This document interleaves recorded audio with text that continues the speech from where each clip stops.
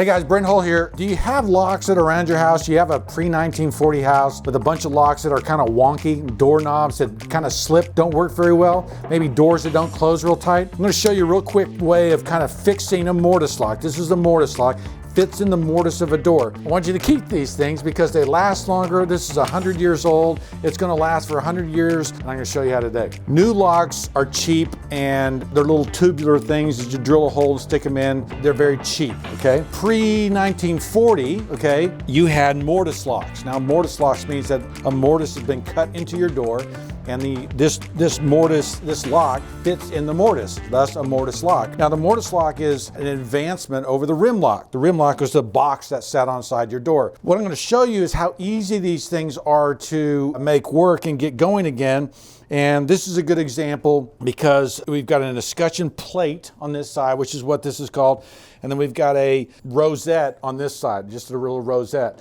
Now, this is 1921 National Biscuit Company Distribution Center. So this was a warehouse in 1920. That's why this has a little cast iron sleeve or little extension there. The mineral knobs or the white knobs, more of a commercial thing. Sometimes you'll see them in bathrooms. And so I'm just going to take this apart real quick, show you how easy it is to fix and work on. I'm going to grease it up. I'm going to get it working again so that you can have good working locks in your house. It doesn't require much toolage, right? And so I've got a flathead. Okay, most of these things should be all flathead. Someone has put this in later with a Phillips head screw, so I know these are later screws, but I'm going to clean the paint off here. I'm going to take those screws out. I'm going to get this box out. We're going to clean it up. First thing is you don't have to take the plates off, okay? All I'm going to do is I'm going to take the knobs out. And the knobs are connected by a spindle, and that's what drives through these doors.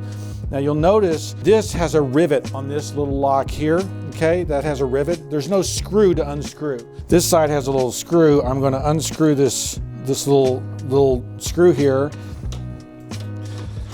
This spindle is a little bit unique, right? This is what's called a spindle.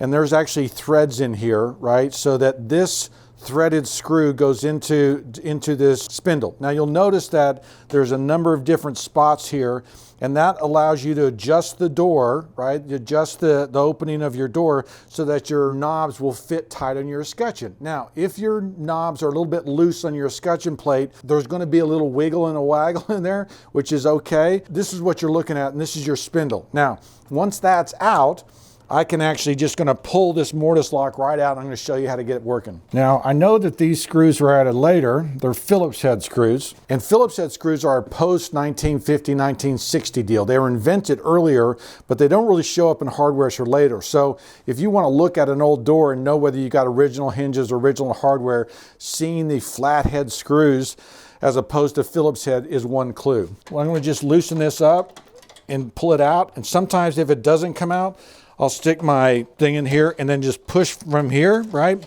I'll come in here, just pop it loose. And so I'm prying it out, right? You just see me pry it out. And now here it is, right? And so this little mortise lock has a screw on this back side. And this will allow me to take this plate off and go inside here and mess with this, get this cleaned up, get it lubed up so that it works well. Now you also notice that this is where my spindle goes in. This is what opens and closes the lock, but there's also a lock knob here. Now this is where that key would go, or this is where that lock would go. So this does not appear to be the right lock for this escutcheon plate, right? So we know that this lock probably didn't go on this door. This would have taken a little thumb turn and it would have opened that little lock here or closed that little lock. This might have been on a bathroom or a closet because that's where you see that kind of thing. But now I'm going to clean this up and make it work again. Now that I've got this off, and since I pulled it out and looked at it and realized that it came from somewhere else, this is probably a bathroom lock. In the probably early 1910, 1920, at least in our area, bathrooms had a different finish. They usually didn't have a brass finish. They had a nickel finish, which is what we've got here. And so when they painted this, there's a bunch of overspray, and this stuff comes off really easy. So I've got my kind of cheap chisel here, and I can just scrape this off, right? I'm not messing with the finish, but I am cleaning that finish off. And even with my thumbnail, right, I can come in here and clean that off. So it comes off very easy. I know it's an overspray, right? And then with a little buffing, this will look really bright and shiny and new, okay? I can open up my little lock here and clean the same thing off that surface, right? So pretty easy to do. Now, what we're gonna do is we're gonna take this screw off here, and this face will open up. Just come right off. It's a pretty easy mechanism inside here. There's some springs, okay, that's what this piece is, that's a spring, so that when this pushes, okay, there's a spring here. Hang on. It's pretty cool how this mechanism works. And Churchill's very interested in knowing what's going on here. But I can put this back in here, okay, and put that spring back in here, and that's what keeps this moving easily back and forth. Now, the other thing is that if this door was swung the wrong way, right, these are designed so that this lifts off, I can spin it around the other way, and I have a right hand or a left hand door, right? There's where your spring goes, right? My spindle comes through here. It moves this back and forth. This is a spring, and you'll see it working here. This is what's going to spring it back and forth. Now, if your lock is a little bit wonky, right, and if it isn't crisp and tight, you can tighten these springs or expand these springs so that it works a little bit tighter. Sometimes after 100 years of use, these things can get a little bit sloppy. And so part of what we're doing in here is just coming in and cleaning this up and getting it working again. You can see a little bit of rust on here. Here is the spindle for the lock, right, that I was opening earlier.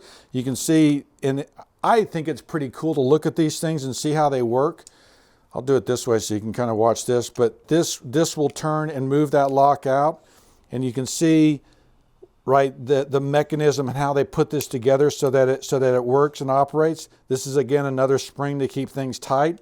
But it's a fairly simple contraption, right? But it is a cool contraption, right? It is interesting to see how it's put together. Sometimes you'll open these things up, they have a ton of dust in here, in which case you just kind of clean this thing out, right? And so that's what a little air thing's for. And then just some WD-40 that I'll spray in here, right? And then I'll take a rag and I'll clean this up, but I'll move these parts back and forth now to get them lubricated and working well. Now I can put my top right back on top of it. I'll put my screw right back in there, and I'll have a really good working lock. And what I'm doing is I'm just adjusting my things to fit back into these holes, right? So I'll take my screwdriver and I'll just move these around till they fit tight, and so I can close it tight, and then you'll kind of know you're set. Now I'll even test it, right? There was that bottom lock piece. Just get it working again, right? It sounds a lot better. And now I can just put my screw back in. I don't know if you remember when we were doing this, this was kind of hanging out there, kind of loose. Now it's much tighter, right?